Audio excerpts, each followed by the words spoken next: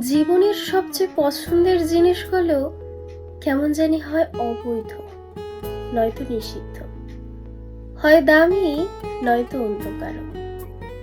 যা সহজে পাওয়া যায় তা মন ভরে চাইতে ইচ্ছা করে না, আর যা হৃদয় ছুঁয়ে যায় তার গায়ে লেগে থাকে সমাজের নিয়ম, নৈতিকতার দেয়াল কিংবা সামর্থ্যের সীমা। আমরা চাইলেই সব চাইতে পারি না, কারণ জীবন আমাদের শেখায় পছন্দ আর প্রাপ্যের মাঝে একটা নির্মম ব্যবধান থাকে। তবুও মানুষ মন দিয়ে বাঁচে, আইন দিয়ে নয়। নিষেধ জেনেও চায়, অসম্ভব জেনেও স্বপ্ন দেখে।